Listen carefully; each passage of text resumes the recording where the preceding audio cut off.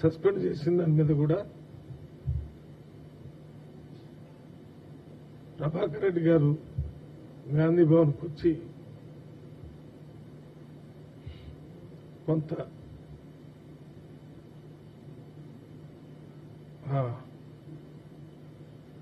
ఎవరు అక్కడ మొన్న పోటీ చేసినటువంటి ఎమ్మెల్యే క్యాండిడేట్ మలకపేట మధు యాష్కి గారి మీద ఆయన ఏదో వ్యతిరేకంగా చేశాడని మాట్లాడారు. మా మీటింగ్లో మేము నిర్ణయానికి ఏమొచ్చామంటే ముందు ఒక ఈశ్వరమ్మ యాదవ్ అనే వారితో జరిగినటువంటి గొడవ కుల సంఘాలన్నీ పెద్ద ఎత్తున ఘర్షణ దిగాయి. దాని తర్వాత ఒక ఎరుకల వ్యక్తి అతని కులంతో తిట్టాడని పోలీస్ స్టేషన్లో కేసు పెడితే ఎఫ్ఐఆర్ అయింది. మరి అటువంటి పరిస్థితుల్లో తప్పనిసరి పరిస్థితుల్లో క్రమశిక్షణ చర్య తీసుకోవాల్సి వచ్చింది. అందువల్లనే జక్కిడి ప్రభాకర్ రెడ్డి గారి మీద సస్పెన్షన్ యాక్షన్ తీసుకోవటం జరిగింది. దానికి కారణాలు ఇది. అంటే నేను వ్యక్తిగతంగా వారికి చెప్పలేకపోయినా మీడియా ద్వారా వారికి తెలియాలని.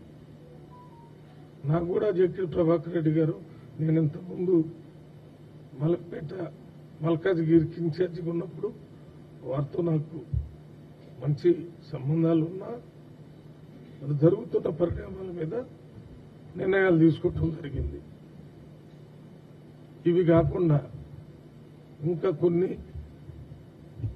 సిద్దిపేట జిల్లా నుంచి గద్వేల్ నుంచి ఇవి కాకుండా ఇంకా 2-3 చిన్న చిన్న కంప్లైంట్స్ వచ్చినాయి. ఆ కంప్లైంట్స్ మీద కూడా షోకాజ్ నోటీస్ ఇవాళ మీటింగ్లో ఇవ్వాలని నిర్ణయం తీసుకుంటాం. ఆ నిర్ణయాలు దాని ప్రకారం నోటీసులు ఇవ్వటం జరుగుతుంది. దానికి రిప్లై వచ్చిన తర్వాత దాన్ని బట్టి చర్యలు తీసుకోవడం జరుగుతుంది. వీటికన్నిటికీ మా కమిటీ ముఖ్యోద్దేశం మా శ్యామ్మోహన్ గారు కానీ మా ఇతర సభ్యులు కానీ మనకి వ్యక్తుల మీద ప్రేమ కానీ వ్యతిరేకత కానీ లేదు. ఉన్నది ఒక్కటే, కాంగ్రెస్ పార్టీ మీదనే మా కాన్సన్ట్రేషన్ అంతా.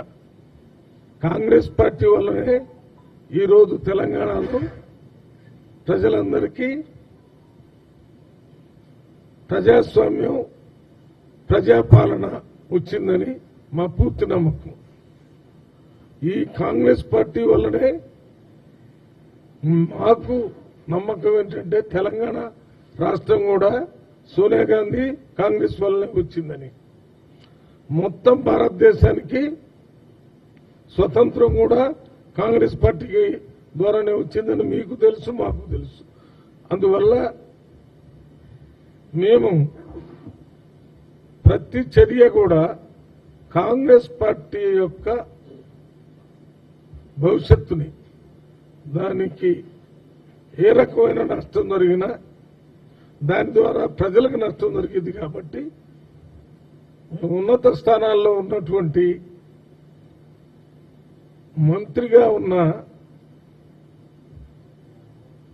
మన కొండ సురేఖ గారికి కానీ కేబినెట్ ర్యాంకులో ఉన్న చిన్నారెడ్డి గారికి కానీ ఈ నోటీసులు ఇవ్వటం జరిగింది. మాకు వ్యక్తిగతంగా వీరంటే గౌరవం ఉంది, కానీ పార్టీకి నష్టం జరుగుతుందనే కంప్లైంట్స్ రావటం వల్ల ఆ కంప్లైంట్స్ మీద నోటీసులు ఇచ్చి మరి ఇప్పుడు జరిగిన విషయాలన్నీ మీ దృష్టికి తీసుకుని రావటం జరిగింది. ఇవి మా డిసిప్లినరీ కమిటీకి సంబంధించిన విషయాలు. ఇంకొక విషయం, ఇది కాకుండా మంచి విషయం,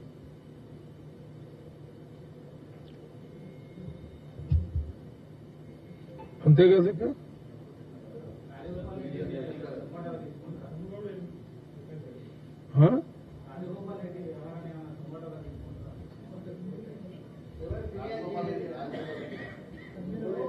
రాజగోపాల్ రెడ్డి ఆలస్యం చేయడం వల్ల పార్టీ ఇంకా డిఫెమ్ అవుతుందని ఎమ్మెల్యేలు ఆరోపిస్తున్నారు. మీరేమో మళ్ళీ చర్చించాలని మీరు చెప్తున్నారు.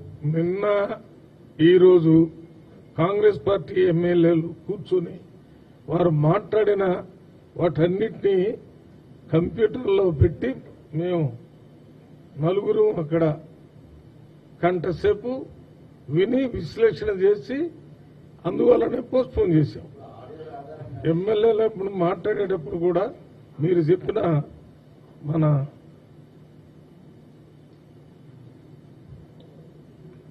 మీరు చెప్పినటువంటి కోమటిరెడ్డి రాజగోపాల్ రెడ్డి పేరు కూడా వచ్చింది. మరి నేను డిసిప్లినరీ కమిటీ చైర్మన్ గా ఉన్నప్పుడు వీటన్నిటి మీద నా కంప్లైంట్స్ కుప్పతెప్పలకు వచ్చినాయి. ఇక్కడ నుంచి నా దగ్గరకు రాలేదనేది ఇంతకుముందు మిత్రులు నాకు వ్యక్తిగతంగా కలిసినప్పుడు కూడా ఇంటర్వ్యూలో చెప్పాను, మళ్ళీ అదే చెప్తున్నాను. అట్లని రాజగోపాల్ రెడ్డి గారు మాట్లాడిన కంప్లైంట్స్ నాకు తెలియదని కాదు, నేను వెళ్ళలేదని కాదు, కానీ దానికి ఒక ప్రొసీజరల్ దానివల్లే ఆగింది. ఆ ప్రొసీజరు మీరు అడిగినట్టుగా సూమోటోగా చేస్తూ పోవటం కాకుండా కాంగ్రెస్ పార్టీలో ఒక ప్రొసీజర్ గా ఉంటుంది కాబట్టి దానికోసం ఆగాం. ఏదేమైనా ఎవరైనా కానీ మా దృష్టిలో వ్యక్తులు ముఖ్యం కాదు, కాంగ్రెస్ పార్టీ ముఖ్యం. కాంగ్రెస్ పార్టీ వల్లనే భారతదేశానికి స్వతంత్రం వచ్చింది. నెహ్రూ గారు పంచవర్ష ప్రణాళికలు, ఇందిరాగాంధీ ల్యాండ్ సీలింగ్, ఇందిరాగాంధీ బ్యాంకుల జాతీకరణం, ఇందిరాగాంధీ 2 పాయింట్ ఫార్ములా, అదే రాజీవ్ గాంధీ. నాన్న చెప్పేది కూడా విను, ప్రశ్న చెప్తున్నాను. నేను ప్రశ్న అడిగిన దానికే చెప్తున్నాను. మేము ఎందుకు ఈ కాంగ్రెస్ పార్టీకి ప్రాధాన్యత ఇస్తున్నామంటే మా ఉద్దేశంలో రాజీవ్ గాంధీ టెక్నాలజీ రెవల్యూషన్ ఇచ్చాడు, ఇందిరాగాంధీ అగ్రికల్చర్ రెవల్యూషన్ ఇచ్చింది. ఈ దేశంలో తిండి కింద లేకపోతే ఇప్పుడు వేరే దేశానికి పంపించే పరిస్థితి కాంగ్రెస్ పార్టీ తెచ్చింది. అటువంటి కాంగ్రెస్ ని కంటికి రెప్పలాగా కాపాడాల్సిన బాధ్యత ఉంది. ఆ బాధ్యత మామూలు కాంగ్రెస్ కార్యకర్తగానే మా అందరి మీద ఉంది. అది కాకుండా నాకు మళ్ళీ దానికి క్రమశిక్షణ కమిటీ మెంబర్స్ చైర్మన్ గా నాకు ఇచ్చారు కాబట్టి ఆ బాధ్యతను నిరంతరం నిర్వర్తిస్తాం. ఎవరైనా కానీ వ్యక్తులు పార్టీ కంటే పెద్దలు కాదని, పార్టీ వల్లనే ఎంపీలు, పార్టీ వల్లనే ఎమ్మెల్యేలు, పార్టీ వల్లనే ప్రైమ్ మినిస్టర్, పార్టీ వల్లనే చీఫ్ మినిస్టర్. ఆ పార్టీని నమ్మే ప్రజలు ఓట్లేస్తున్నారు. ఆ నమ్మకాన్ని దెబ్బతీసే విధంగా ఎవరు మాట్లాడకూడదు.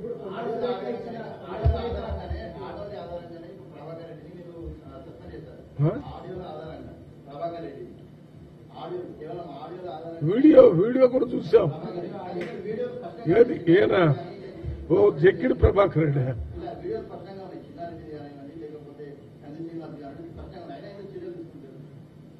నేను చర్యలు తీసుకోలేదని ఎవరు చెప్పారు? ఇప్పుడు నేను DCC president is very important person who is there in that meeting. ఆ మీటింగ్ లో ఉన్నాడు. జూపల్ కృష్ణారావు గారు ఆ మీటింగ్ లో ఉన్నాడు. ఏఐసిసి సెక్రటరీ ఆ మీటింగ్ లో ఉన్నారు. నేను ఎప్పుడైనా తీసుకునేటటువంటి చర్యలు దాంతో మాట్లాడాలా. మీరు ఇప్పుడు జక్కిడి ప్రభాకర్ రావు గురించి ఎంతమంది వచ్చారో తెలుసా? అన్ని రిప్రజెంటేషన్ తీసుకున్నాను. మొదటి దాని మీద సరే సమన్వయపరచడానికి ప్రయత్నం చేశాం. మళ్ళీ ఇంకొక కేసు వచ్చింది. ఆ కేసు పోలీస్ స్టేషన్ దాకా పోయింది. పోవటం కాకుండా ఎఫ్ఐఆర్ అయింది, పేపర్లో వచ్చింది. దాంట్లో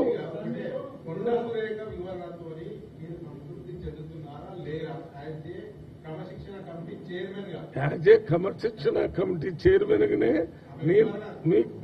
నేను ఇక్కడ కూర్చున్నదే చైర్మన్ లాగా. దానికోసం మీతో మాట్లాడుతున్నా. దానికే 3 గంటలు ఆమె ఇచ్చినటువంటి ఆమె ఇచ్చినటువంటి వినాలి. ప్రశ్న నీ వంతు, సమాధానం నేను కదా. సమాధానం కూడా నువ్వే చెప్తే ఎట్లా? నన్ను నువ్వు ప్రశ్న వేసేవరే సమాధానం. 2 నువ్వే అయితే రాజు నేనే, కింకరుడు నేనే అంటే ఎట్లా? అయితే అది చూశాను. వారు కొన్ని అతి ముఖ్యమైన పాయింట్ ఏం చెప్పారంటే న్యాచురల్ జస్టిస్ ప్రకారం ఆమెకి నాకు సంబంధం లేదన్నారు. దాని మీద మేము బాగా సుదీర్ఘంగా చర్చ చేశాం. అయితే నిర్ణయం తీసుకోవటం జరగలేదు. న్యాచురల్ జస్టిస్ ప్రకారం కేబినెట్ లో మినిస్టర్ గారు ఎవరు మాట్లాడినా, సొంత కూతురే కాదు, కాంగ్రెస్ పార్టీ గురించి ఎవరు ముఖ్యమంత్రి గురించి ఎవరు నెగిటివ్ మాట్లాడినా అది న్యాచురల్ జస్టిస్ లో భాగంగా దాన్ని ఖండించాలి. అది ఖండించలేదు కదా అనేది ఒకటి అనుకున్నాము. అది కాకుండా ఇంకా చాలా వివరాలు తీసుకోవాల్సిన అవసరం ఉందని డిస్కషన్ చేసి ఆఫ్ చేశాం. మళ్ళీ ఒకసారి కూర్చుంటాం, దాని మీద సుదీర్ఘంగా చర్చ. తొందరపడకూడదు. ఆమె మంత్రి, ఆమె హానరబుల్ మినిస్టర్. అందువల్ల అన్ని రకాలుగా ఆలోచన చేసిన తర్వాతనే మనం ఫైనల్ డిసిషన్ చెప్పాలి. సార్, మీరు అన్ని విషయాలలో ఆలస్యం చేస్తున్నారనే తుంగతుర్తి అంశాన్ని కానీ ఎల్బీనగర్ అంశాన్ని కానీ మీ కమిటీకి సంబంధం లేకుండా వేరే వాళ్ళకి బాధ్యతలు అప్పగించారు. మీరు ఇట్లనే తాత్సారం చేస్తే మిగతా అంశాలను కూడా వేరే వాళ్ళకి అప్పగించే అవకాశం. సిద్ధార్థ గారు, వల్లనే ఇవన్నీ వేరే వాళ్ళకి. సిద్ధార్థ గారు, మీ అనాలిసిస్ మీ సొంతం. నన్నేదో తక్కువ చేసి చూస్తున్నారనేది మీరు నా మీద అంత ప్రేమ చూపించొద్దు, అంత ఇది చేయొద్దు. నాకు నా డ్యూటీ తెలుసు, నాకేం చేయమన్నారో తెలుసు, ఆ రకంగా చేస్తున్నాను. నాకు అటువంటి పరిస్థితి లేదు. కొన్ని కేసుల్లో పిసిసి ప్రెసిడెంట్ గారు, ఏఐసిసి ఇన్ఛార్జి మీనాక్షి నటరాజన్ గారు, వాళ్ళు కొన్ని నిర్ణయాలు తీసుకునే హక్కు వాళ్ళకి 100% ఉంది. అది నా దగ్గర పంపించే కార్యక్రమాలు ఎప్పుడు పంపేయాలో చేస్తారు. వీటన్నిటిలో కూడా వారు నా దగ్గరికి ఫార్వర్డ్ చేసిన తర్వాతనే మాట్లాడుతున్నారు.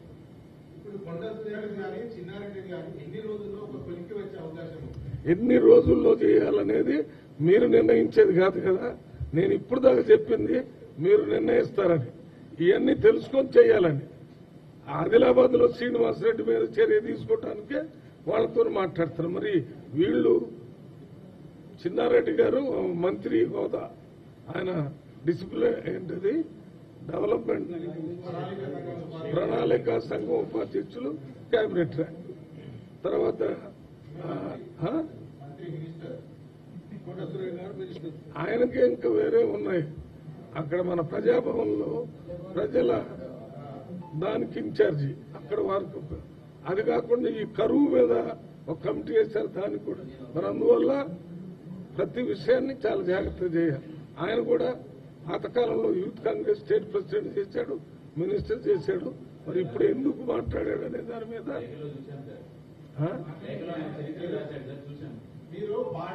ఇవాళ చదివాను. అది లేక వచ్చిందా మీకు? లే అన్నా, నేను చెప్పేది అంటే పార్టీ ముఖ్యమని కనపడడంలో ఎట్లా ఇష్టం వచ్చినట్టు చేయడానికి వీల్లేదు కదా. పార్టీకి నష్టం జరిగే వాళ్ళని ఎంత పెద్ద వాళ్ళైనా వాళ్ళని ఉపేక్షించే సమస్య లేదు. కానీ దాన్ని క్షుణ్ణంగా పరిశీలించిన తర్వాతనే నిర్ణయం తీసుకో. ఒక్కొక్క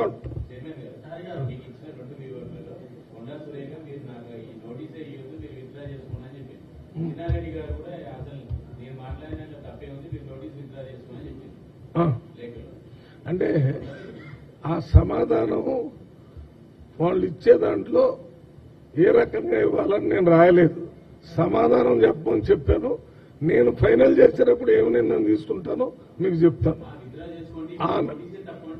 ఆ నిర్ణయాలు ఏం చేయాలో నేను తీసుకున్న తర్వాత నీకు చెప్తాను. కానీ నువ్వు చెప్పినవని నేను తీసుకోను. అవి అరే అన్న ఒక్క నిమిషం. చారి గారు రిప్లై ఇచ్చే హక్కు వాళ్ళకుంది. వాళ్ళు ఇష్టం వచ్చినట్టు ఇచ్చారు.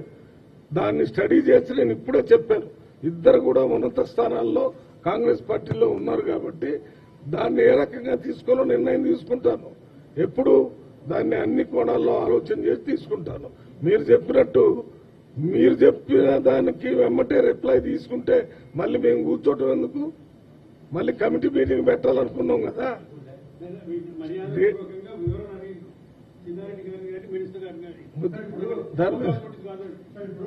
ఏదో ఒకటి